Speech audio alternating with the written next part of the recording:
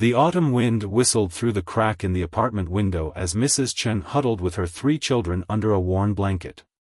The heating had been cut off 2 weeks ago, and the stack of unpaid bills on the kitchen counter seemed to grow taller with each passing day. As a single mother working 2 jobs, one as a morning shift waitress at the local diner and another as an evening cleaner at the mall, she barely managed to put food on the table. The constant worry of making ends meet had carved deep lines around her eyes, making her look older than her 34 years.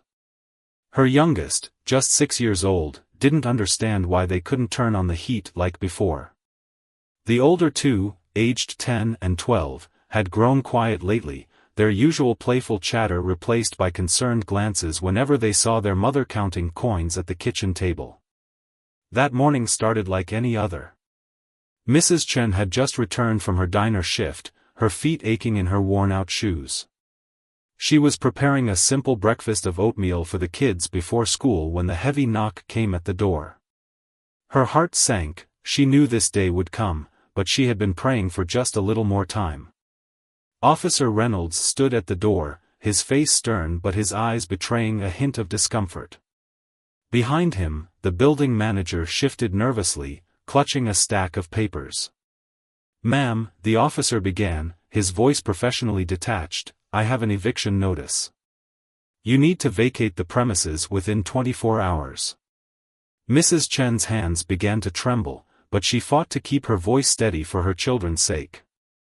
"Please," she whispered, "my children, we have nowhere else to go.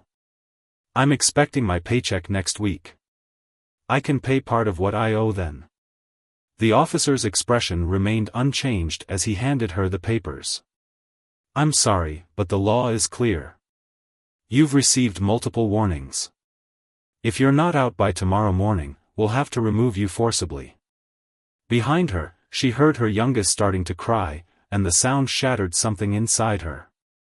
Years of struggle, of working through illness and exhaustion, of skipping meals so her children could eat, it all came crashing down in that moment. But Mrs. Chen wasn't ready to give up.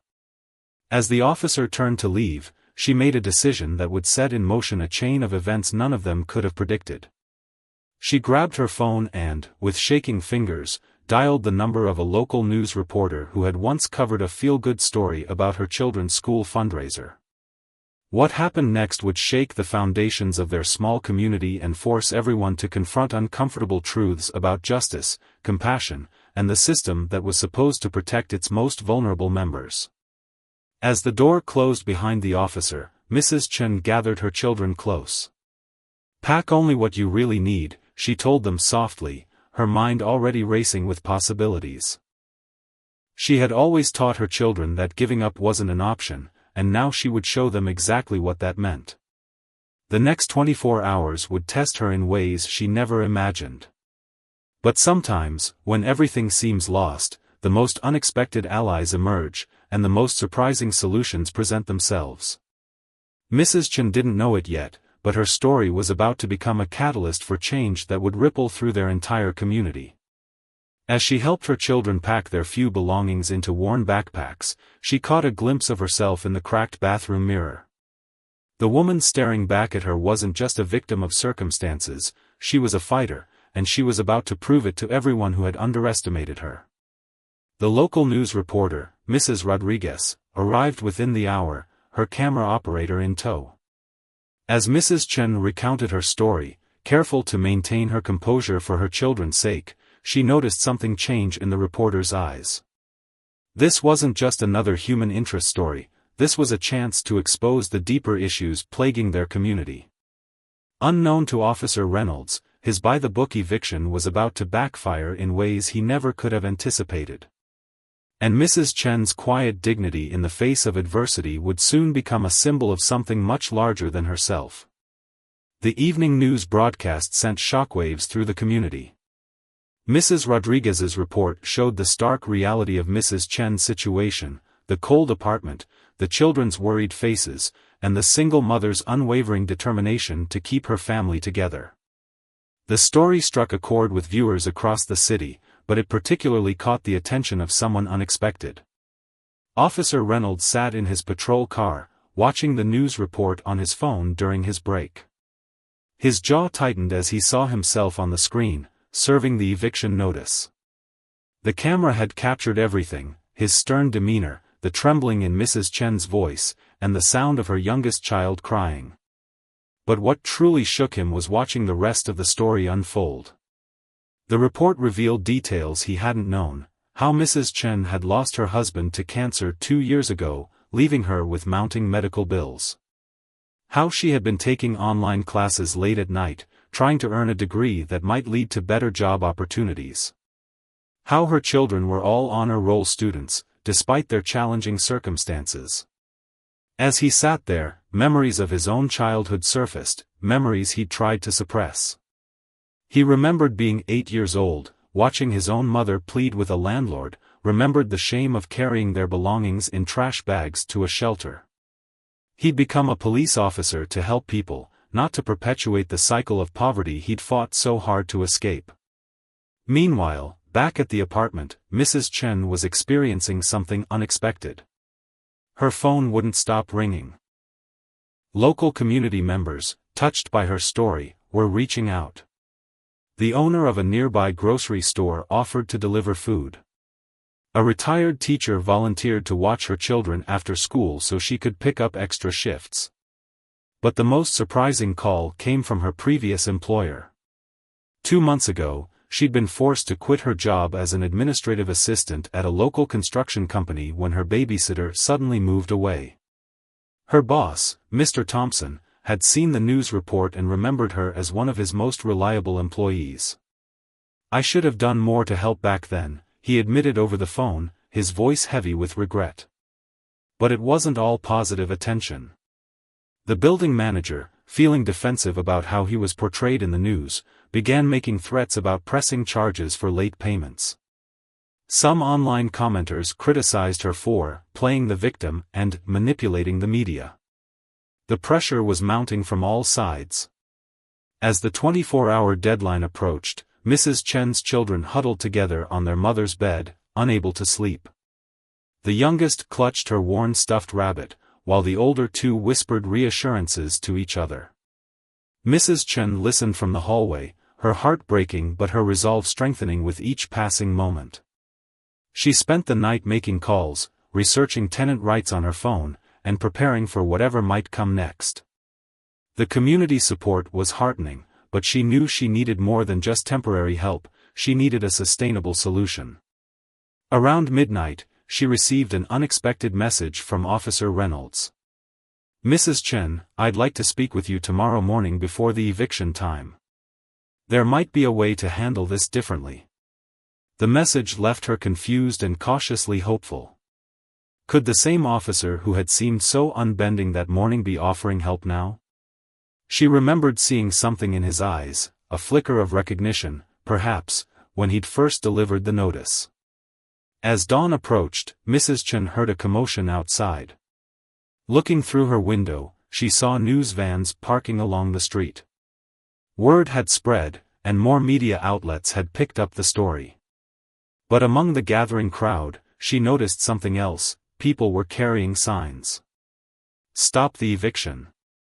Housing is a human right. Support working mothers."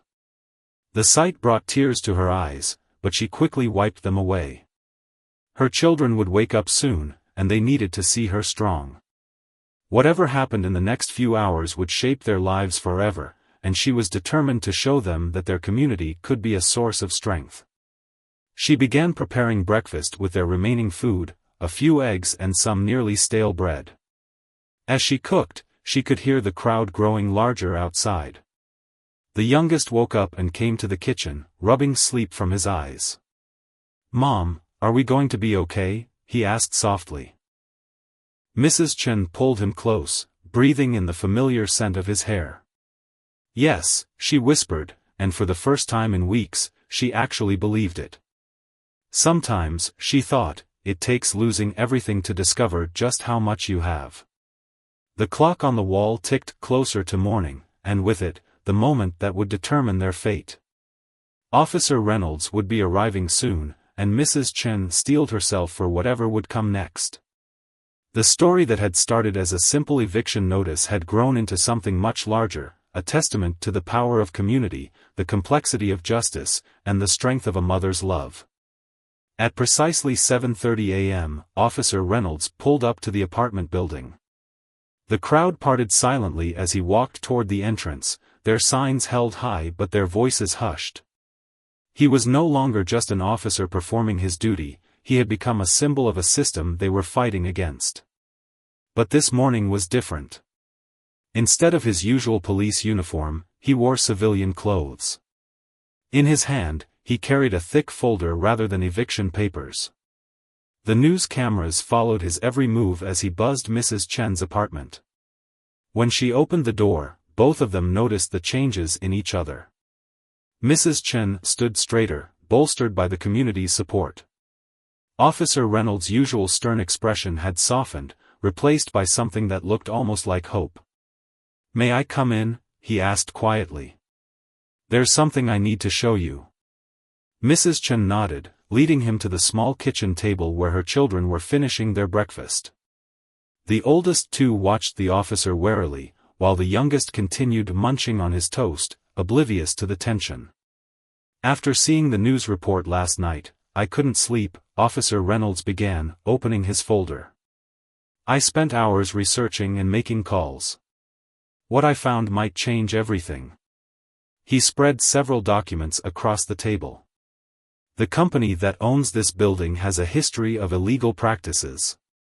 They've been cited multiple times for code violations and predatory rent increases. But more importantly, I found this."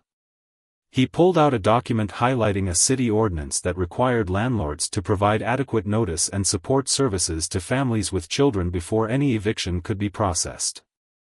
The building manager had skipped several required steps in their rush to evict Mrs. Chen. "This eviction isn't just morally wrong, it's illegal," Officer Reynolds explained, his voice growing stronger. "And I've already contacted the city's tenant rights office. They're sending a representative this morning." Mrs. Chen's hands trembled as she read through the documents. "But why?" she asked softly. "Why are you helping us now?"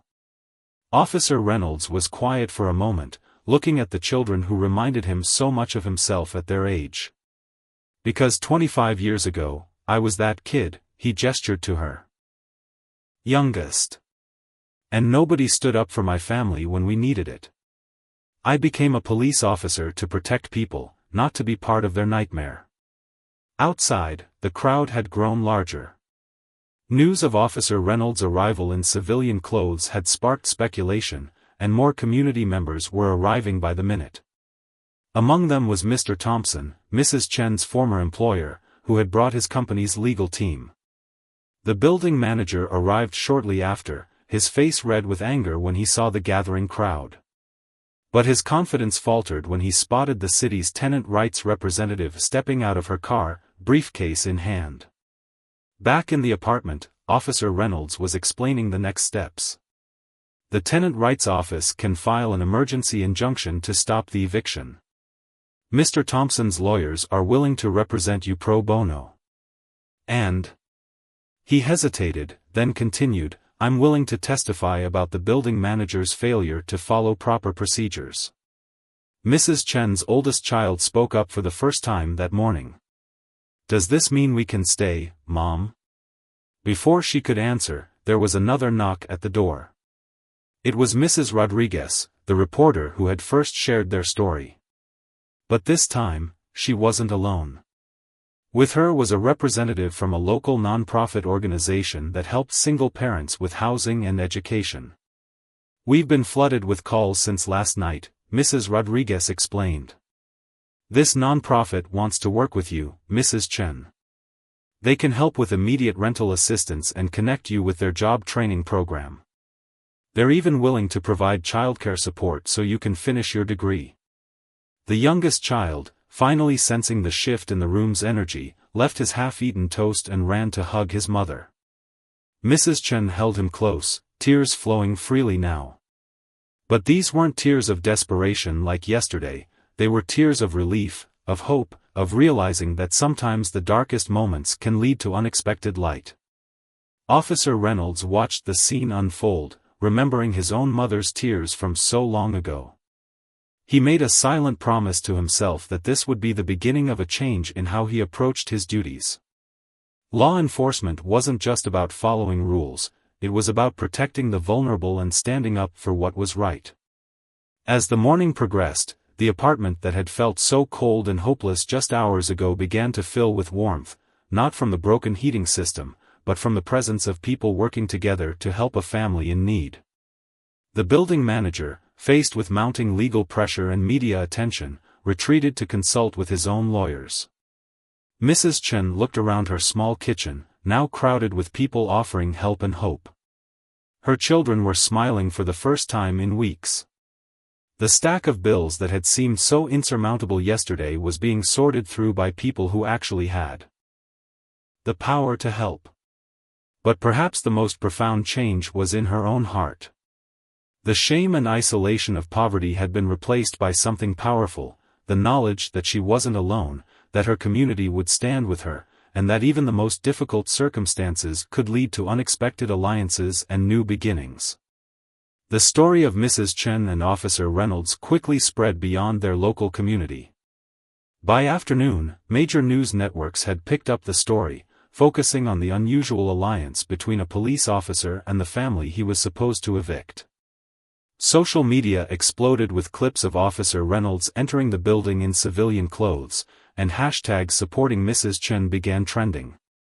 But away from the cameras and growing media circus, real changes were taking place inside the apartment building. The tenant rights representative, Mrs. Wallace, had discovered that Mrs. Chen wasn't the only resident facing unfair treatment. Other families came forward with similar stories of sudden rent increases, ignored maintenance requests, and threatening notices. "This is systematic," Mrs. Wallace explained, spreading documents across Mrs. Chen's kitchen table. "The company that owns this building has been buying up properties across the city, forcing out long-term residents to bring in higher-paying tenants. But they've been sloppy, leaving a trail of violations we can use against them." Officer Reynolds sat quietly in the corner, taking notes. His phone kept buzzing with messages from fellow officers, some supportive, others critical of his decision to switch sides. The police chief had called twice, but he wasn't ready for that conversation yet. Meanwhile, Mr. Thompson had set up a makeshift office in the building's community room. His legal team was collecting statements from residents, building a case that went far beyond Mrs. Chen's situation. "This isn't just about one eviction anymore," he told Mrs. Rodriguez in a follow-up interview. "This is about protecting all vulnerable residents from predatory practices." Back in her apartment, Mrs. Chen was experiencing a whirlwind of emotions. Relief mingled with anxiety as she watched more and more people become involved in her story. Her children had been sent to stay with the retired teacher who had volunteered to help, protecting them from the chaos of reporters and legal discussions. The building manager had finally reappeared, this time with his own lawyer. His aggressive demeanor had been replaced by nervous glances as he realized the magnitude of what his hasty eviction notice had unleashed. The lawyer requested a private meeting with Mrs. Chen's legal team, clearly hoping to contain the situation before it escalated further. During a quiet moment, Officer Reynolds approached Mrs. Chen. "There's something else you should know," he said, his voice low. "I've been talking with other officers who've handled evictions in buildings owned by this company. We're finding a pattern of discriminatory practices targeting single parents and minority families. Your case could help build a larger investigation." Mrs. Chen thought about all the times she'd felt alone in her struggles, believing she was the only one facing such difficulties. Now she realized her story was part of a bigger picture, one that affected countless families across the city. The non-profit organization that had offered help was already taking action. They'd secured temporary housing for 3 other families in the building who were facing similar situations. Their job training program had started processing applications from residents eager for better employment opportunities. As evening approached, Mrs. Chen received an unexpected call from her oldest child's school principal. The school board had heard about their situation and was organizing a fundraiser to help families facing housing instability. "Your strength has inspired our entire school community," the principal told her. "Sometimes it takes one person standing up to remind us all of our responsibility to help each other." The building's courtyard had become an impromptu community center. Neighbors who had barely spoken before were now sharing stories, offering support, and organizing. An elderly resident who had lived there for 30 years brought out photo albums showing the building's history, including pictures of past tenants who had been forced out over the years. Officer Reynolds watched this transformation with a mixture of pride and regret. "I've served eviction notices to dozens of families," he confided to Mrs. Chen. "Always told myself I was just doing my job, following the law. But the law isn't just about enforcement, it's about justice. Sometimes you have to look deeper to find the right path." As night fell, the media crews finally began to pack up, but the energy of change continued to pulse through the building. Residents organized a schedule to help watch each other's children, making it easier for parents to attend legal meetings and job interviews. A local church group arrived with hot meals for everyone who had spent the day giving statements and filling out paperwork. Mrs. Chen's youngest child returned from the retired teacher's house and ran straight into his mother's arms.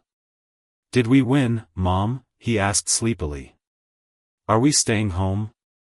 She held him close, looking around at her apartment that now felt different, not because anything had physically changed, but because it had become a symbol of something larger than herself. The stack of legal documents on her table, the supportive messages on her phone, and the sounds of neighbors talking in the hallway all pointed to a new beginning. "Yes, sweetheart," she whispered. "We're staying home. And we're going to help other families stay in their homes too."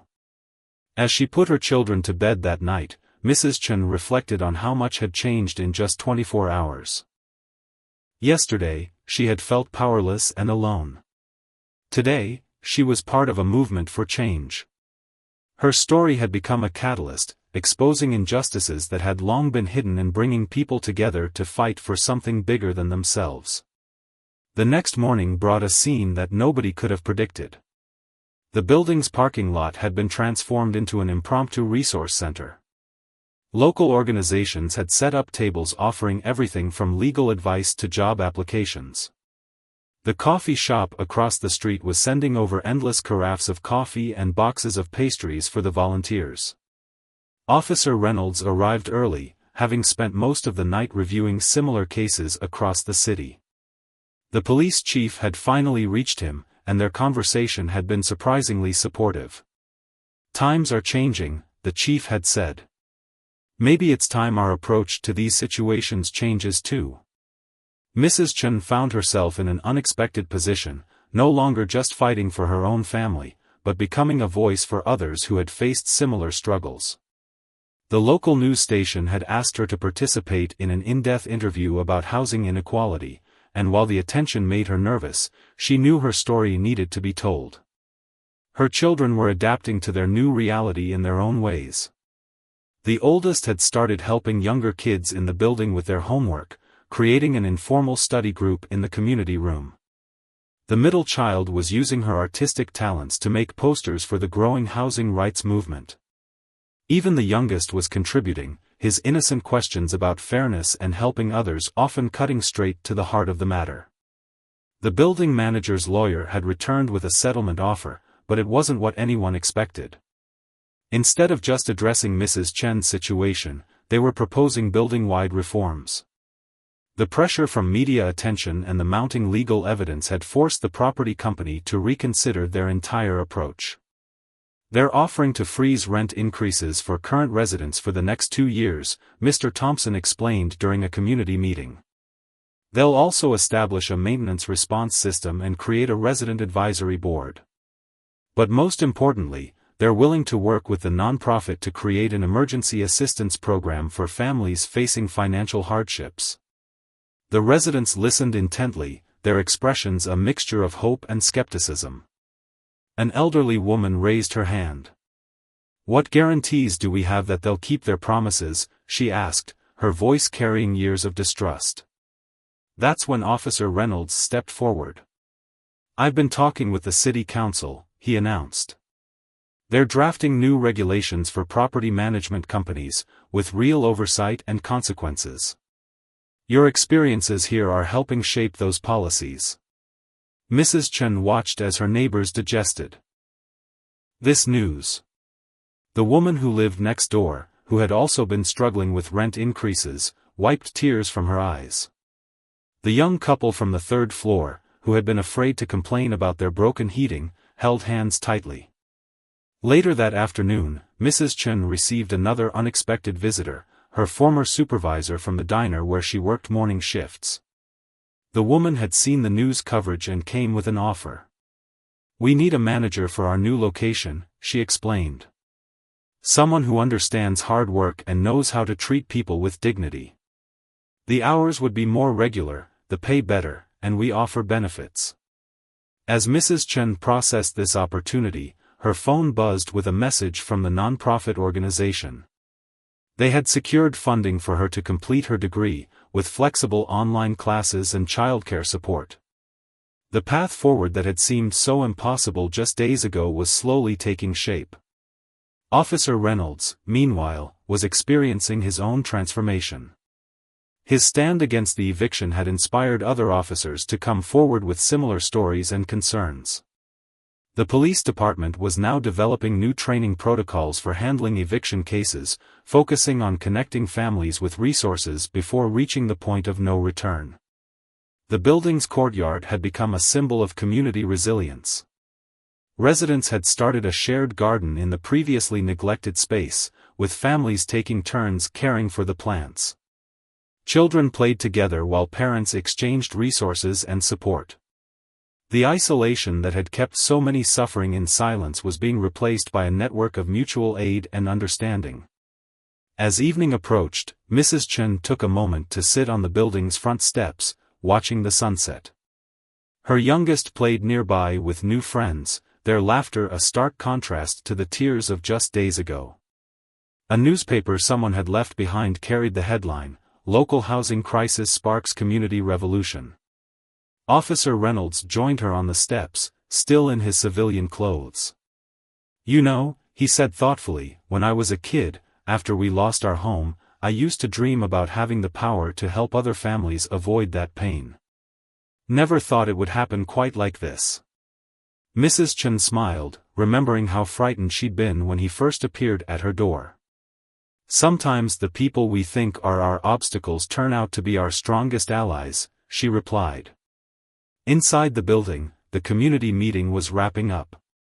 Plans were being made for a citywide housing rights forum, with residents from other buildings reaching out for guidance and support.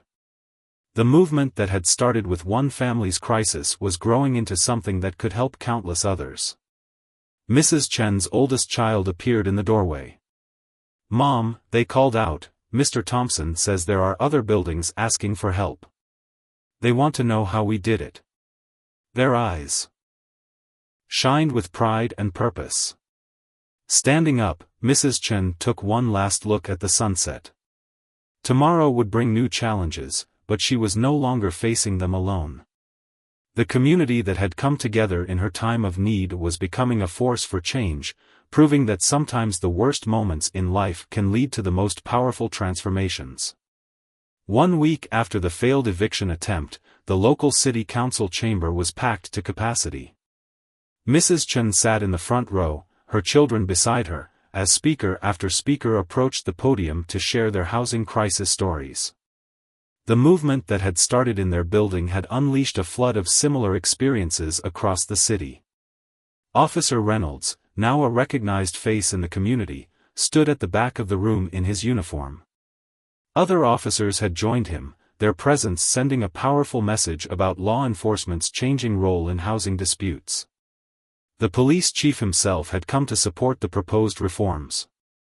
What happened last week wasn't just about stopping one eviction, Mrs. Chen told the council during her testimony. It was about recognizing that every family deserves dignity, every child deserves stability, and every community member deserves a voice. Her words, spoken softly but with conviction, brought many in the chamber to tears. The building manager, who had once threatened her family with immediate eviction, sat uncomfortably in the middle rows. The property company had sent him to represent them, but the experience was changing him too.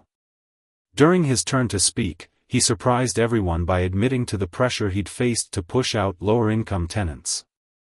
"I was told it was just business," he confessed, his voice shaking. "But watching these families, seeing their children. I can't be part of this system anymore." His testimony added crucial evidence to the case for stronger housing protections. Back at the apartment building, transformation was happening on multiple levels. The non-profit organization had set up a permanent office in one of the empty units, offering job training and educational support to residents.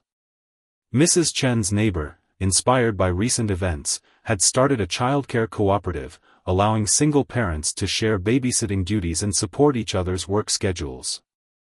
Mrs. Chen's own life was evolving rapidly. Her new position as restaurant manager was going well, and her online classes were challenging but rewarding. Her children seemed to walk taller these days, proud of their mother's role in the community changes. The youngest had even written a story for his class titled, "How My Mom Changed Our City."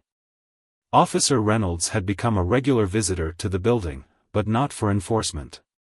He was working with the police department to develop a new community outreach program, using his experiences to train other officers in handling housing disputes with empathy and understanding.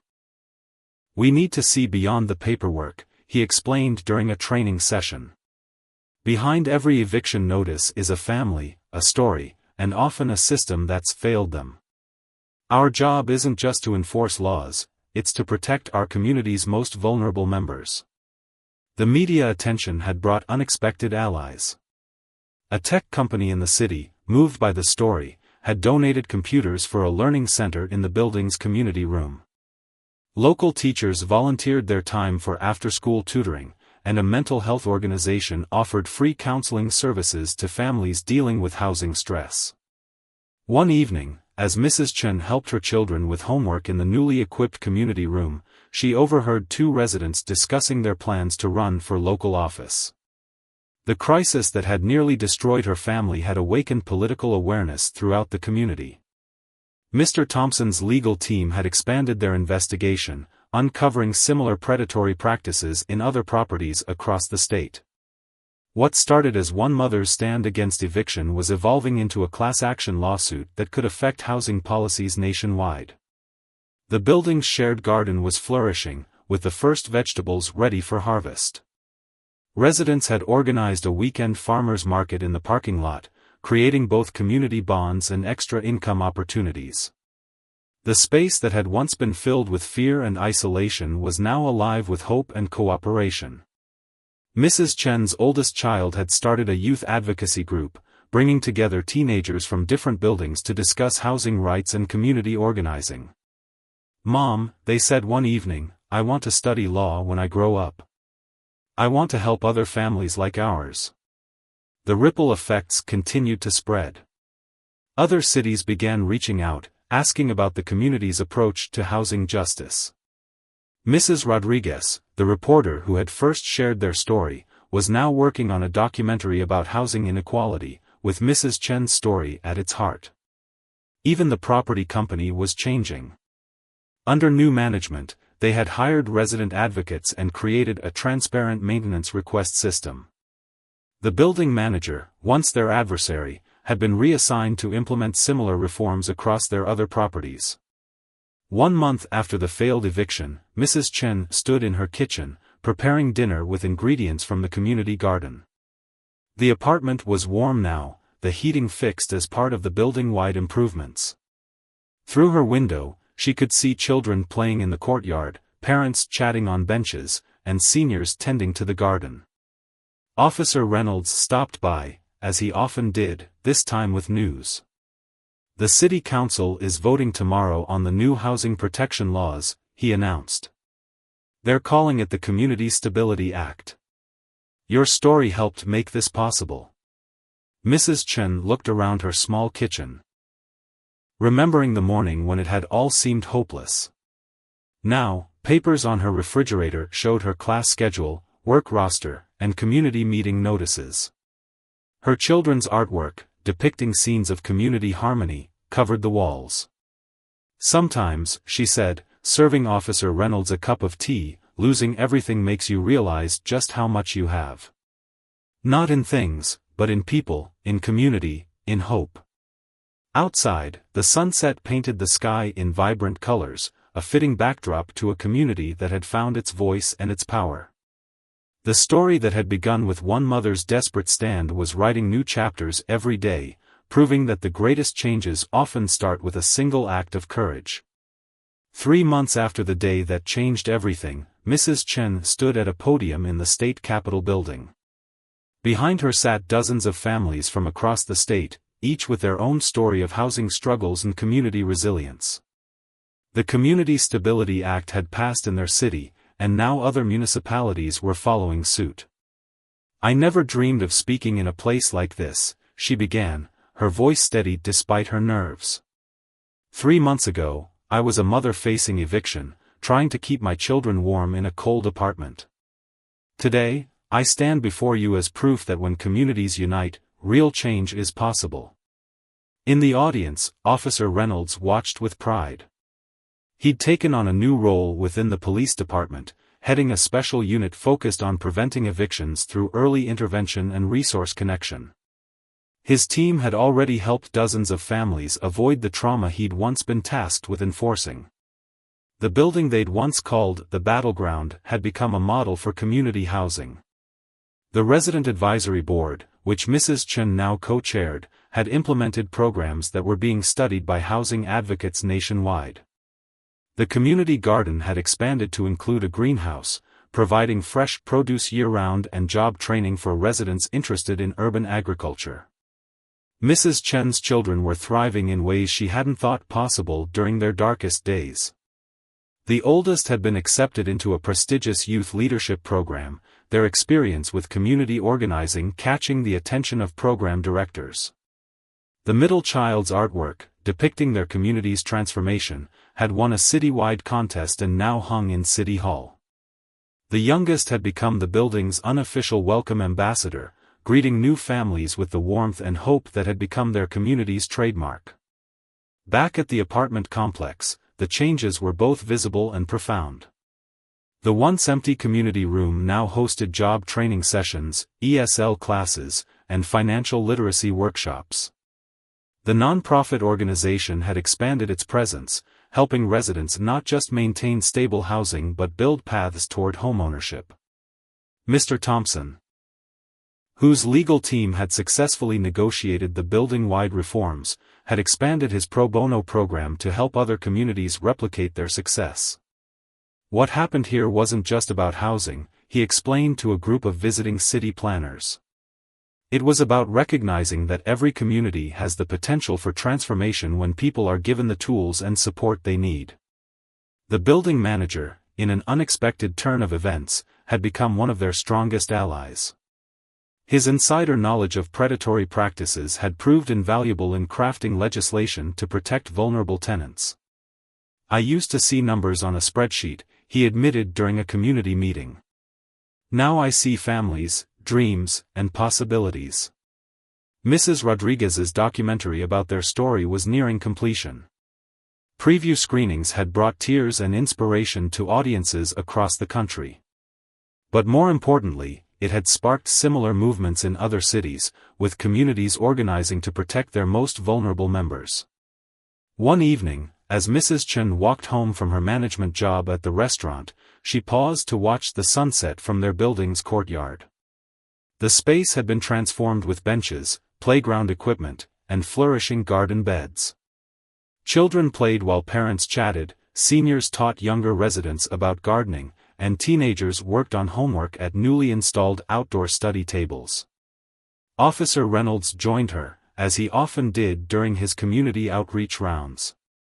"Remember that morning?" he asked quietly. "When I came with those eviction papers?" Mrs. Chen nodded, remembering the fear and desperation she'd felt. "I thought it was the end," she replied. "Instead, it was just the beginning. Inside the building, the changes went beyond physical improvements. Residents who had once kept their doors closed now knew each other by name. The childcare cooperative had evolved into a full support network, with families helping each other through illnesses, job searches, and personal challenges. The tech center, initially donated by the local company, had become a hub of opportunity. Residents were learning coding, digital marketing, and other skills that opened new career paths. Mrs. Chen herself had discovered a talent for database management through the free classes, adding new skills to her growing resume. Her apartment, once cold and filled with worry, now buzzed with warmth and activity. The kitchen table where she'd once counted coins was covered with community meeting notes, class assignments, and her children's achievements. The stack of unpaid bills had been replaced by thank you cards from families they'd helped and invitations to housing justice conferences. During a community dinner celebrating another successful month of their programs, Mrs. Chen's youngest asked a question that made everyone pause. "Mom, remember when you said we might lose our home? How did we end up gaining a whole community instead?" The question sparked a round of storytelling, with residents sharing their own moments of transformation. The elderly neighbor who'd found new purpose teaching cooking classes.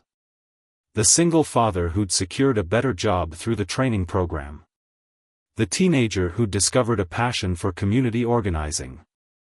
As Mrs. Chen prepared for bed that night, she found a handmade card from her children. Inside, they'd written, "Thank you for showing us that one person's courage can change everything." She placed it carefully on her nightstand, next to the newspaper clipping from that fateful day. The next morning, she'd be meeting with representatives from 3 other cities hoping to implement similar programs. The movement they'd started was growing, spreading hope and practical solutions across the country. But as she drifted off to sleep, Mrs. Chen thought not about the big changes, but about the small miracles, her children's laughter, the warmth of their home, and the knowledge that they were part of something bigger than themselves. Outside her window, the city lights twinkled, and somewhere, another family faced their own housing crisis. But thanks to the changes sparked by one mother's stand and one officer's choice to listen to his conscience, help and hope were spreading, one community at a time. 1 year had passed since that cold morning when Officer Reynolds knocked on Mrs. Chen's door with eviction papers. Today, he stood beside her on a stage at a national housing conference, both of them preparing to share their story with delegates from across the country. The conference hall was packed with housing advocates, city planners, and community leaders, all eager to learn from what had become known as the Chen model of community transformation. But before stepping up to the microphone, Mrs. Chen took a moment to reflect on the personal victories that meant the most. Her youngest child had just received straight A's for the first time, thriving in the supportive environment of their after-school program. The middle child's art therapy program for kids dealing with housing insecurity was being implemented in schools citywide. And her oldest was preparing for college, having earned a scholarship for social justice leadership. When people ask me what changed, Mrs. Chen began her speech, they expect to hear about policies and programs. But the real change started with something simpler, the moment we stopped seeing each other as obstacles and started seeing each other as humans with stories worth hearing. Officer Reynolds nodded, remembering his own transformation. His police unit's new approach to housing crisis intervention had become a template for departments nationwide. Law enforcement isn't just about enforcing laws, he added to the audience. It's about protecting community bonds and human dignity. Back at their building, the changes had taken root in ways no one could have predicted. The community garden now supplied fresh produce to 3 local food banks. The job training program had helped over 50 residents secure better-paying positions. The childcare cooperative had evolved into a licensed daycare center, providing both services and employment to community members. Mrs. Chen's apartment, once a symbol of desperation, had become a gathering place for community leaders and a training ground for new housing advocates. Her kitchen table, where she'd once counted coins to pay bills, now hosted strategy sessions for expanding their successful programs to other neighborhoods. The building manager, whose transformation had surprised everyone, had been promoted to Director of Community Relations for the entire property company. Under his guidance, the company had renovated 3 other buildings using the Chen model, creating stable, supportive communities where there had once been only tension and turnover. Mr. Thompson's legal advocacy had helped pass similar housing protection laws in 12 other cities. What we learned from Mrs. Chen's case, he told a group of law students, was that housing justice isn't just about keeping people in their homes, it's about building communities where everyone has the chance to thrive. Mrs. Rodriguez's documentary had won several awards and, more importantly, had inspired similar movements across the country. But the most powerful scene wasn't the dramatic confrontation or the political victories, it was the simple image of children playing in a courtyard where there had once been only empty beer cans and broken dreams. That evening, after the conference, Mrs. Chen's building hosted a celebration. The courtyard was strung with lights, tables groaned under potluck dishes from a dozen different cultures, and music filled the air. Children darted between adults' legs, seniors taught teenagers traditional dances, and newcomers were welcomed with the warmth that had become their community's hallmark. Officer Reynolds, still in his uniform after his shift, sat with a group of his fellow officers who had come to learn from their success. The biggest lesson, he told them, is that every crisis is an opportunity to either build walls or build bridges. We chose bridges, and look what happened.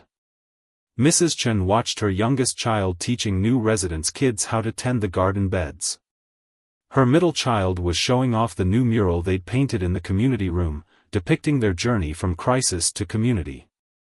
Her oldest was discussing college plans with a mentor from the nonprofit organization. The building manager, who now lived in the community himself, stood up to make an announcement. The property company had approved funding to replicate their programs in 10 more buildings across the city. The cheers that erupted weren't just for the news, they were for the proof that change was possible, that systems could be transformed, that humanity could triumph over profit. As the celebration continued, Mrs. Chen slipped away for a quiet moment on her apartment balcony. She looked out over the city lights, remembering the despair she'd felt a year ago. The unpaid bills that had seemed like mountains. The cold that had seeped into her bones. The fear in her children's eyes. Officer Reynolds joined her, carrying 2 cups of tea. Sometimes I drive by other buildings, he said quietly, and I see families facing what you faced. But now we have something to offer them besides just papers and procedures. We have proof that there's another way. Below them, the celebration continued. A group was organizing a companion care program for elderly residents. Another was planning a job fair. Teenagers were signing up to mentor younger kids. The energy of positive change, once sparked, had taken on a life of its own. Mrs. Chen's phone buzzed with a message: another city wanted to learn about their program. Her calendar was filled with speaking engagements, training sessions, and community meetings. But she never forgot to make time for the small moments that had made it all possible, helping a neighbor, listening to a story, offering hope to someone in crisis. You know what the real miracle is? She asked Officer Reynolds, gesturing to the vibrant scene below. Not that we changed things, but that we showed others they could change things too. Every community has this potential, they just need to know it's possible. As the evening wound down, residents lingered in the courtyard, reluctant to let the moment end. Children slept on parents' laps, teenagers made plans for tomorrow's projects, and elderly residents shared wisdom with young parents. The building that had once been a battleground had become a beacon. Mrs. Chen's youngest child tugged at her sleeve. "Mom," they asked, "are we still that family that almost lost everything?" She hugged them close, watching the community they'd helped build. "No, sweetheart," she replied. "We're the family that helped everyone find something more precious than what they thought they were losing. We found each other."